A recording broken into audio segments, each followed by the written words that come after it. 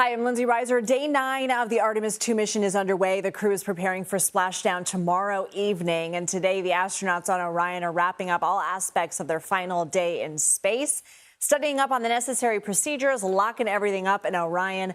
Earlier today, NASA released pretty stunning new images of both the moon and a crescent Earth in the distance. NASA officials are now providing an update on the mission. Let's listen in. Every system we've demonstrated over the past 9 days, life support, navigation, propulsion, communications, all of it depends on the final minutes of flight. We have high confidence in the system and the heat shield and the parachutes and the recovery systems we put together. The engineering supports it. The Artemis I flight data supports it. All of our ground test supports it. Our analysis supports it. And tomorrow the crew is going to put their lives behind that confidence. Until then, the flight control team, the engineering team, the recovery forces in the Pacific, to every engineer, every technician that's touched this machine, tomorrow belongs to you. The crew has done their part. Now we have to do ours. With that, I'll turn it over to Jeff. Thanks, Amit. I will mention that the crew's had a great time in space, and they've really enjoyed doing all of the checkouts that they've done. Of course, the lunar flyby was quite a day. But now we absolutely turn towards entry. And so Rick Henfling and the entry team are on console today, getting ready, doing all of the pre-entry checks, and ensuring that the cockpit is configured for entry, which will, of course, occur tomorrow. I do have a few times for you as the capsule comes in. Of course, we'll hand back from the DSN network to the TDRS network at 6:15 local Central Time. And then the crew module and the service module is going to separate around 6:33. We would do a crew module raise burn to take the crew module slightly away from the service module as it comes down. And then we'll enter blackout at 6:53 local Central Time.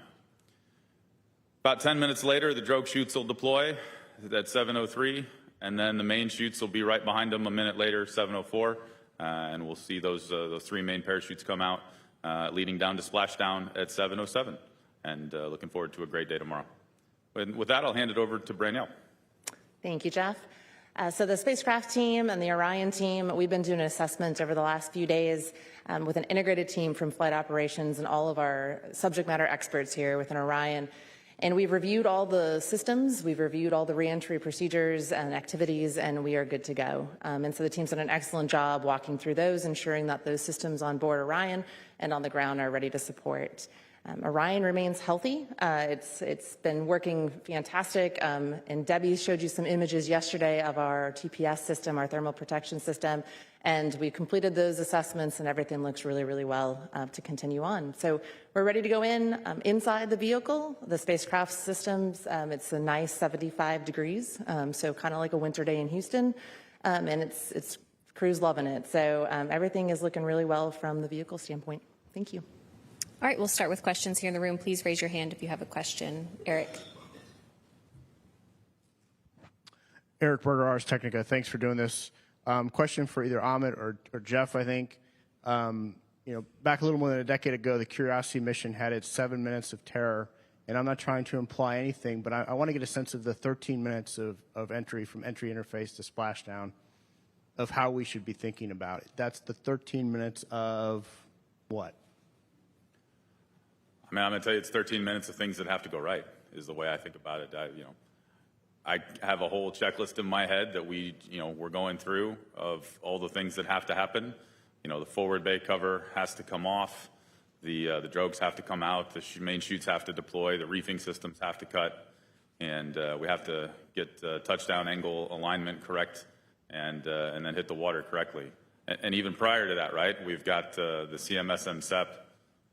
Separation between the service module and the crew module, that has to go right, and then you have the heat shield that has to work. So it's not so much 13 minutes, it's more in my head about an hour and a half of things that have to go right, and that's the way I think of them. Okay, we'll take another question here in the room. Jackie, go ahead. Hi there. Question, I think, for Jeff. I just wanted to check in. Yesterday, it seemed like the schedule moved around quite a bit. As they were troubleshooting, I think it was an oxygen tank pressurization issue in the service module. Can you walk us through what that issue is, how long it's been a concern, and whether or not it's a, big factor here that's outstanding? Thank you. Sure. So it's actually not an oxygen tank issue. It's oxidizer. It's in the propulsion system, not in the breathable atmosphere system. And so it's one of our two-part propulsion system, which allows us to burn in space. We are seeing what is a small leak in our pressurant system.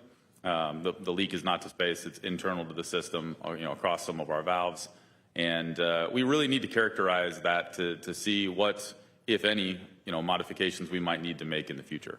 And so we had some time on the timeline dedicated to some other activities, right? Having the crew pilot the vehicle again. And it made more sense for us to go ensure that we fully understood the characterization of the service module and the pressurization system, because we don't get the service module back, right? It's something that we jettison. So we all thought, right? Flight control team, working in conjunction with our mission management team, and of course our engineering teams, made the decision to go spend more time to characterize that situation. Because it was more important, and we'd already gotten the data out of the manual piloting demos that we'd previously had. So that's why we changed the timeline and ensured we could really characterize the vehicle.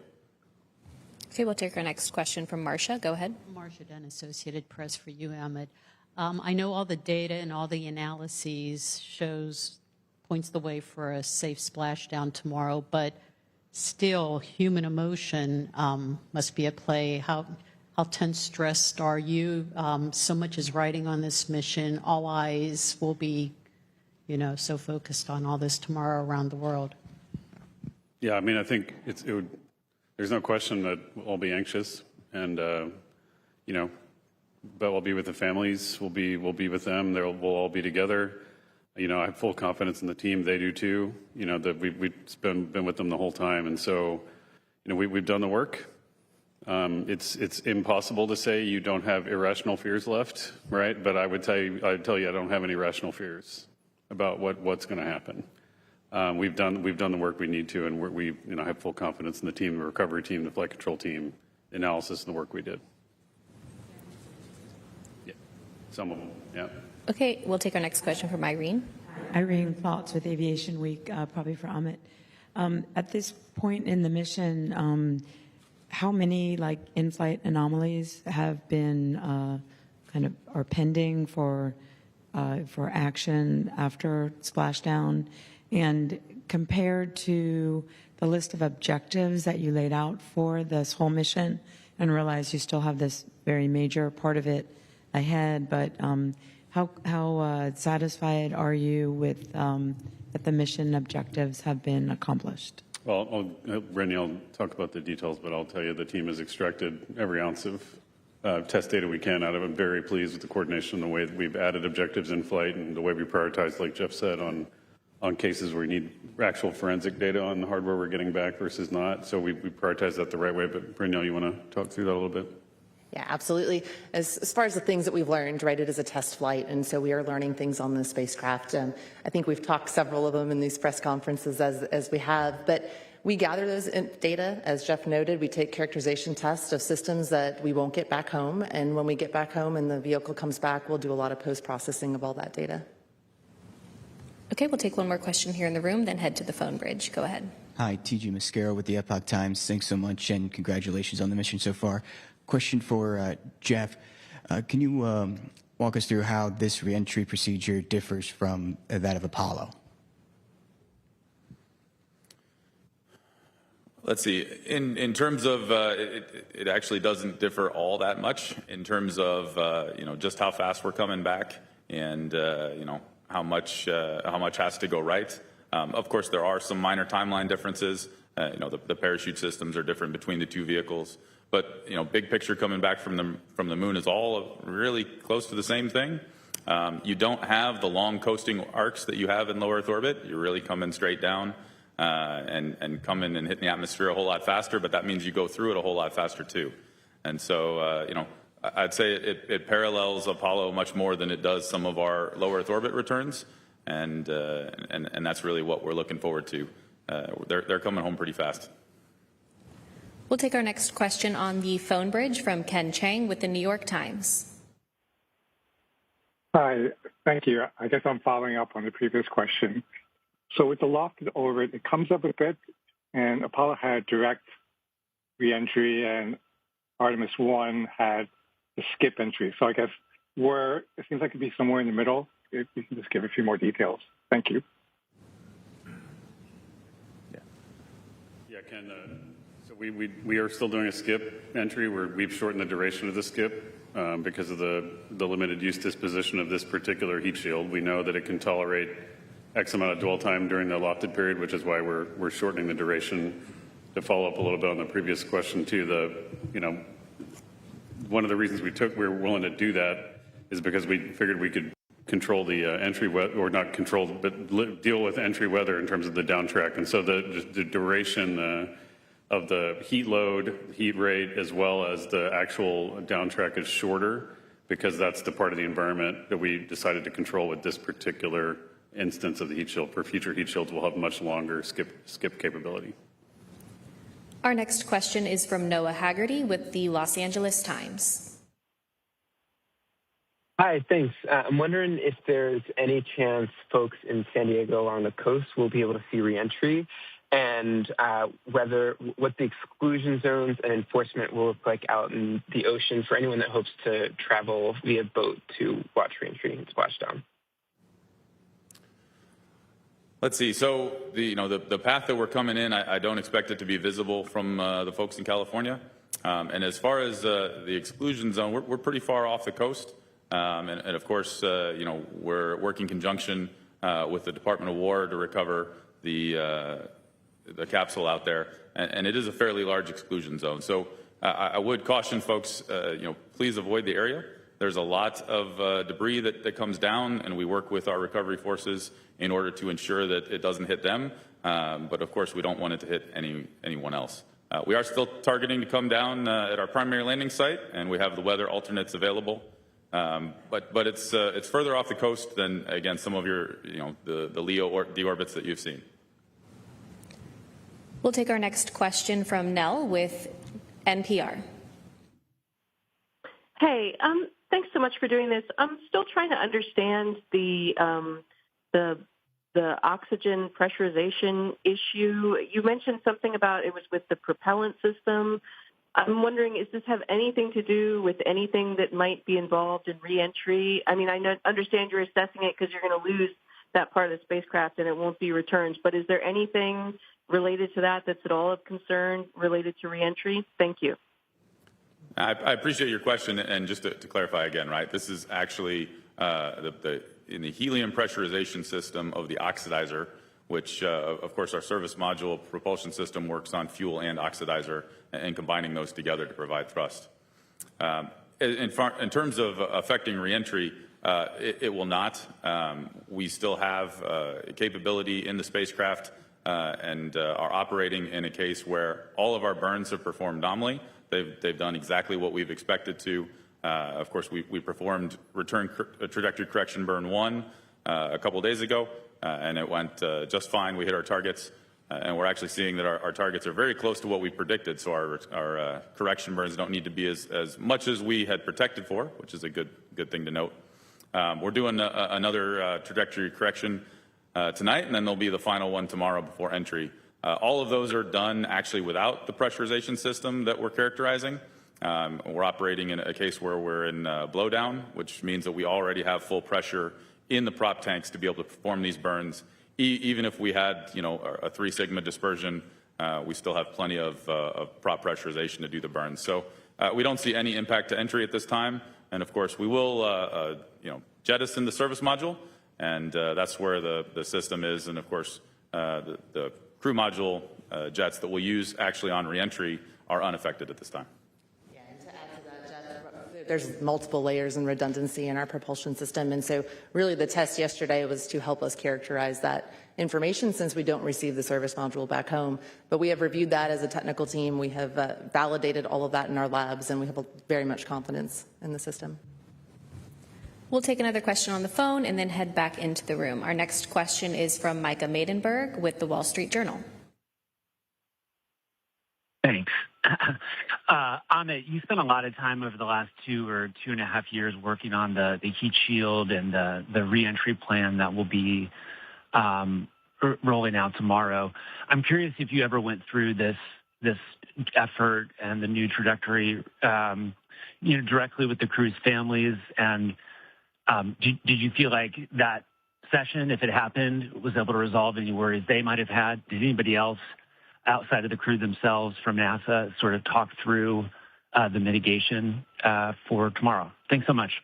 Yeah, we haven't gone into deep technical detail. At least I have not with the families directly. I know that I will tell you though that from day one, since I started in the program and then was just right before they named this crew, we have been talking to the crew about this problem the whole time, and they've been with us on the investigation. They've been with us on the production improvements that were made, all the changes to entry procedures. So they were not just doing what we were telling them to do. They co-created this solution with us. So they've been lashed up. I imagine they've discussed with their loved ones what the risks are. They've talked about that through all phases of flight, through entry, through ascent, every single piece of it. So I know that they're well prepared. And I would tell you though that it's not said a lot, but the courage that the families show during these missions is as great as or equal to what the crew shows when they go fly. And so we all have to admire them for that. We'll take our next question in the room. Go ahead. Thanks. Joey Roulette with Reuters. Question for Amit or whoever wants to answer. I'm just curious to hear more about how the astronauts are feeling ahead of what's probably the riskiest part of the mission. Are they asking questions, technical questions, or anything else? And Jeff, I want to just hear a little bit more about the oxidizer issue. If you could describe the leak rate or what risk level this poses to the crew, if any, and how many valves are implicated in it. Thanks. Yeah, I think I'll let Jeff or Braniel kind of talk about the crew spirits. I know they've been on the radio and they're pretty chipper. So, but what you going to tell them? Well, I think when we talk about the managing the emotions on orbit and managing that through every day of flight, they're all a little bit different, right? And when you talk to the crew, some days we get to the conference at the end of the day, and we're talking technical items, we're talking technical things, we're talking about what happens tomorrow. And some days it's there's very little to talk about in terms of technical items, but it's hey, here's how we're feeling, here's how we're doing. They were very happy to get some time off after the lunar flyby. The lunar flyby was a long day. I'm sure you all heard them on the radios, constantly that day. It was a long taxing day for them, and they were happy to get a little bit rest the following day. So every day of the mission, especially with a mission this short, and it's so packed full of all of the operations that we're doing, it's its own kind of thing to manage. And now as they get into entry, we're talking through. They've got conferences today with the entry flight control team, and we're ensuring that we're getting them ready in a good emotional state so that they can execute. Right? They're very technically savvy. Just as Amit said, we've built this plan with them. There's nothing new that they're learning, but we're all reviewing together and make sure we're well positioned to fly entry tomorrow. And I'll take the technical topic and hand that over to Braniel. Thanks, Jeff. Regarding the propulsion system, so there's multiple valves in each string of the propulsion system and multiple strings providing that redundancy. So we worked a test plan to safely characterize what we're seeing and validate the data that we're getting down. And the team's going to go off and look at that and determine based on what they're seeing, the thermal effects associated with the attitudes that we're flying in, and be able to come back with us post-mission with an investigation update. Let me just make this clear. So we're leaking helium into the pressure system, into the aux system. There's a series of solenoid valves that are protecting that. We actually accepted this risk pre-flight because we had a low leak rate of helium on the valve closest to the prop system. We accepted it because we didn't need the performance for the pressure system. As Jeff said, we can do a lot of the burns just with the ullage pressure in the tank, and for a free return trajectory, don't need it. We could have done the whole mission without at least after TLI, could have done the whole mission without helium pressurant. However, we are not getting the valves back. We know it. We have leaky valves to begin with, and we want to make sure we're characterizing that leak rate as well as we can. The leak rate we saw in flight is now an order of magnitude higher than what we saw on the ground. It's still acceptable, but that will lead us to probably an extensive redesign of that valve system. I don't need those valves to hold pressure in the same way for a LEO orbiting mission, but for a lunar orbit mission, I do. I need all the performance in the system so I can pressurize, which is why we prioritize that that side of the valves.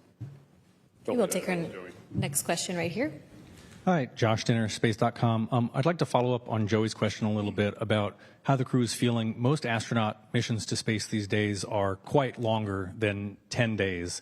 Do you get the impression that there is any sort of bittersweet feeling about how soon their mission is coming to a close, even though they are hyper-focused on their task ahead?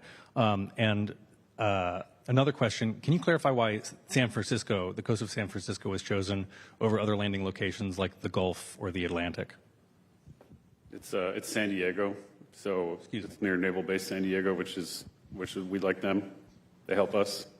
So that's why. It's because proximity to where they do fleet operations, which too, we also climatologically, those waters are pretty calm. And so we do a lot of recovery operations there.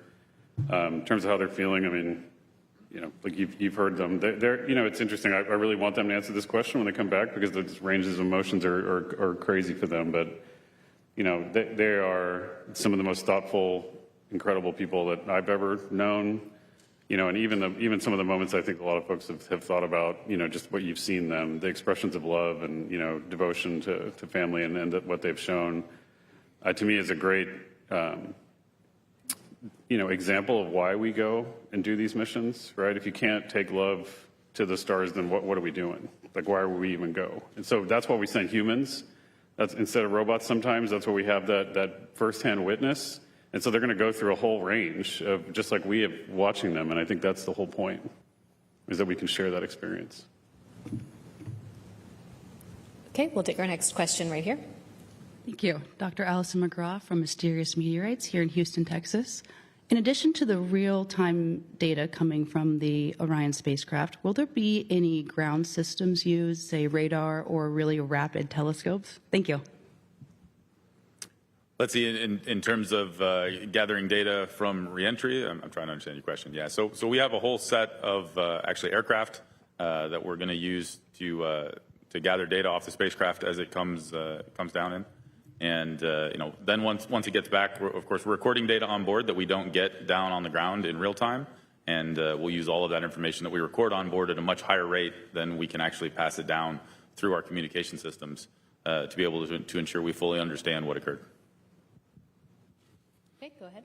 Mark Kirkman with NSF. I'd like to follow up a little bit more on the entry, just a smidge. This is probably for Jeff, but commentary eloquently put it that we're doing the correction burns to split the uprights. Can you define that flight path angle that we're aiming for and what the consequences are of not, what bounds out in the consequences of not being at the correct flight path angle at entry interface? And also, can somebody summarize the plan for assessing the TPS right away after splashdown, what the timeline looks like and how you'll plan to get that data? We have been listening to NASA Mission Control in Houston give us an update on Artemis II. Of course, the mission on day 9 coming to an end tomorrow, day 10 for splashdown off the coast of San Diego. The team there saying, just describing a little bit about what we're going to see, the parachutes deploying, etc. Whether or not they're afraid, they say they have no rational fears because they've done everything they need to do and triple and quadruple checked everything, but maybe some irrational fears as well, and talking about the myriad of emotions the astronauts are likely feeling. They also have shortened the duration of the skip on re-entry to help with that heat shield, because remember, Artemis I did not perform like NASA thought it was, so they have made some modifications to the trajectory as well. And we just heard there that they're going to be using planes as well to gather data as they come down. We're going to continue to monitor this and bring you all things Artemis and the rest of your day's news. But also, we're going to have special coverage of the splashdown off the coast tomorrow starting at 7:30 Eastern Time.